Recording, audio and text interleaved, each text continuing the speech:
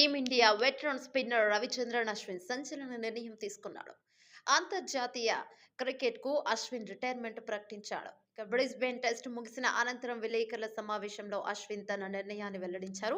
అంతర్జాతీయ స్థాయిలో భారత క్రికెటర్‌గా ఇదే నా చివరి రోజు. అన్ని ఫార్మాట్ల నుంచి తప్పుకోవాలని నిర్ణయించుకున్నానని తెలిపాడు. వాస్తవానికి అశ్విన్ పెర్త్ టెస్ట్ విజయానంతరమే రిటైర్మెంట్ ప్రకటించాలనుకున్నాడట. ఈ విషయాన్ని టీమిండియా కెప్టెన్ రోహిత్ శర్మ తెలిపాడు.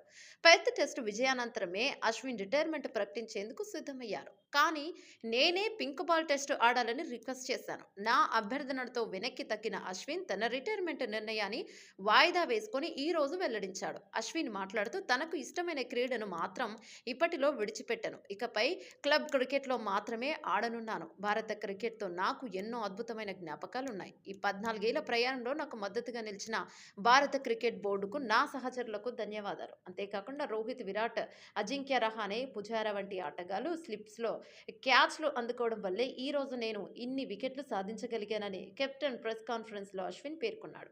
కాగా టెస్ట్ క్రికెట్లో అశ్విన్ తనకంటూ ప్రత్యేక గుర్తింపు తెచ్చుకున్నాడు. తన టెస్ట్ కెరీర్లో 106 టెస్టులు ఆడిన రవిచంద్రన్ అశ్విన్ 537 వికెట్లు పడగొట్టాడు.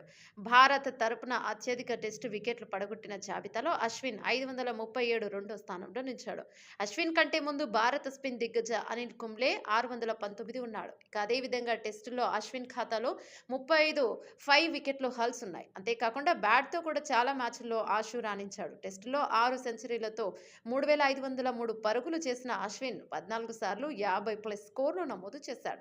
అదేవిధంగా టెస్టుల్లో అత్యధిక సార్లు 11 player of the match award అందుకున్న ఆటగాడిగా ముత్తయ్య మురళీధరన్తో అశ్విన్ సమంగా ఉన్నాడు. ఇక వైట్ బాల్ క్రికెట్లో అశ్విన్ తన మార్కును చూపించాడు.